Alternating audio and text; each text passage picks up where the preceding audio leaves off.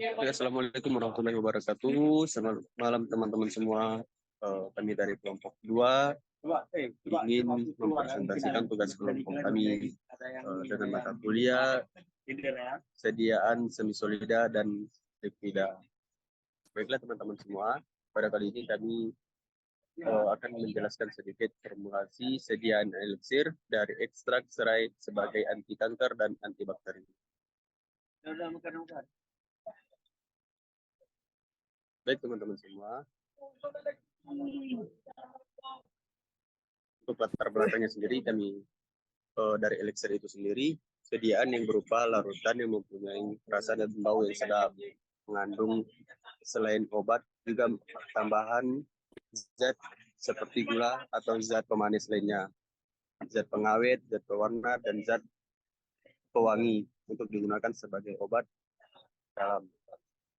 Sebagai pelarut utama yang digunakan dari eliksir ini yaitu etanol 90% yang dimaksud untuk mempertinggi kelarutan obat.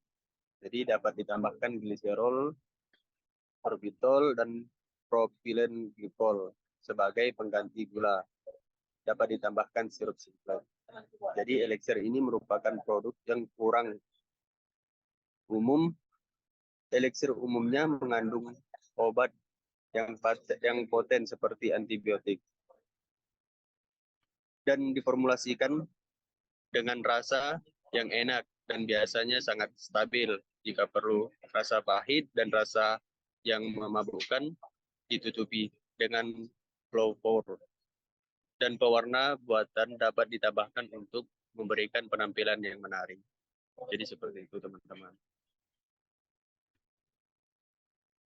Untuk klasifikasi serai itu sendiri, dari kerajaannya itu ada Plantae, divisinya itu Magnoliophyta, untuk kelasnya itu Liliopsida, untuk bangsanya itu Paules, familinya itu Paucae, untuk marganya itu Kimpobogon, untuk jenisnya itu Kimpobogon citratus. Baik, selanjutnya ada manfaat serai.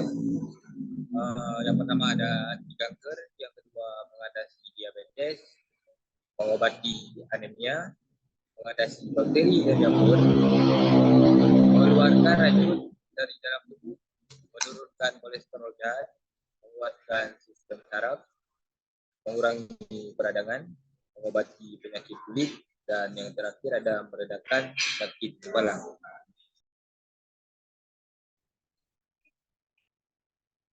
Baik, selanjutnya yaitu kandungan kimia serai. Serai memiliki kandungan senyawa yaitu senyawa nitral. Selanjutnya ada asam klorogenal, ada flavonoid, alkaloid, citronellol, citronella, dan geraniol.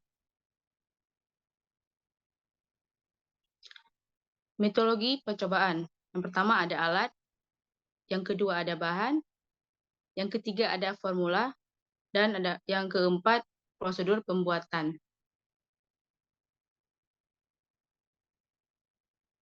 Yang pertama ada alat.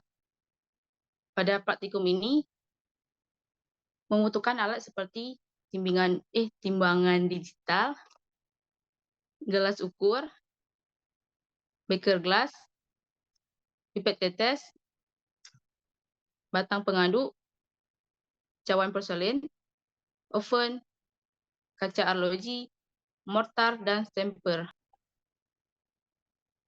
Baik, yang kedua ada bahan. Pada praktikum ini dibutuhkan ekstrak daun serai, propilen glikol, etanol 90%, sirup simplex, asam sitrat, dan aquades. Nah, untuk 3 formulasinya, pada yang pertama ekstrak daun serai, pada formulasi pertama dipakai 5%, formulasi kedua 10%, formulasi ketiga 15%. Kegunaan ekstrak serai adalah zat aktifnya. Yang kedua ada propilen glikol, pada formulasi pertama dipakai 20%, formulasi kedua 15%, formulasi ketiga 10%. Kegunaan propilen glikol ini sebagai pengawet.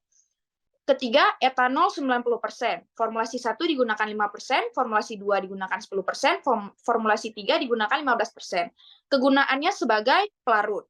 Yang keempat ada sirup simplex. Digunakan pada formulasi 1 20%, formulasi 2 20%, formulasi 3 juga 20%. Kegunaannya sebagai pemanis. Yang kelima ada asam sitrat. Pada formulasi 1 digunakan 1%, begitu juga dengan formulasi 2 dan 3. Kegunaannya sebagai dapur. 6. Aquadas. Formulasi 1, formulasi 2, formulasi 3, dia dipakainya 100%. Kegunaannya juga sebagai pelarut.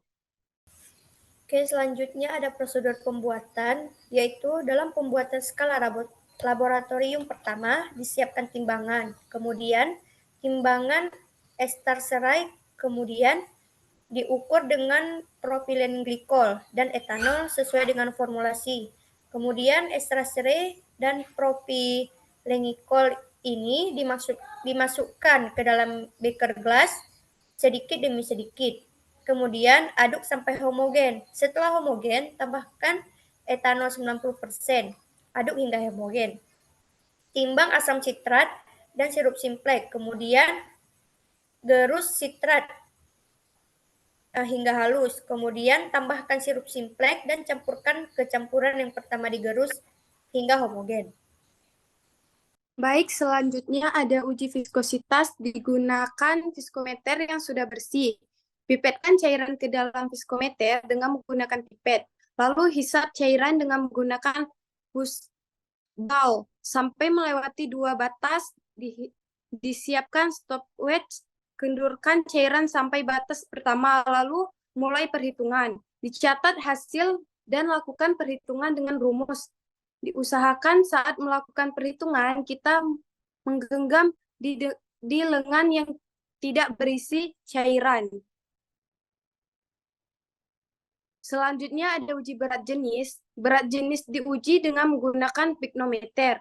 Piknometer diisi dengan air sampai penuh, lalu renam dengan air es, suhu kurang lebih 200. Di bawah suhu percobaan, lalu piknometer ditutup. Pipa kapiler dibiarkan terbuka dan suhu naik sampai suhu percobaan, lalu piknometer ditutup. Biarkan suhu air dalam piknometer mencapai suhu kamar. Air yang menempel diusap, lalu timbang dengan sesama, kemudian dilihat dalam tabel kerapan air dan suhu percobaan untuk menghitung volume air. Selanjutnya ada uji kandungan mikroba. Uji ini dilakukan dengan menggunakan media flat corn agar atau PCA dan Aquades. Sampel yang dicampurkan pada medium agar dibiarkan selama 24 jam. Kemudian diamati di flat corn agar alat menghitung mikrobanya. Baik, selanjutnya ada uji hedronik. Uji hedronik merupakan uji kesukaan. Dalam penelitian ini, parameter yang digunakan adalah tingkat kesukaan atau skala hedonik panelis terhadap rasa dan aroma. Panelis yang digunakan dalam penelitian ini adalah panelis non-standar, sebanyak 20 orang yang merupakan mahasiswa lingkungan sekitar Universitas Budia Indonesia. Terima kasih untuk semuanya.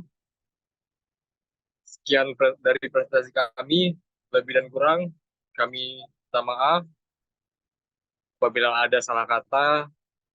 Sekian dari kami. Assalamualaikum warahmatullahi wabarakatuh.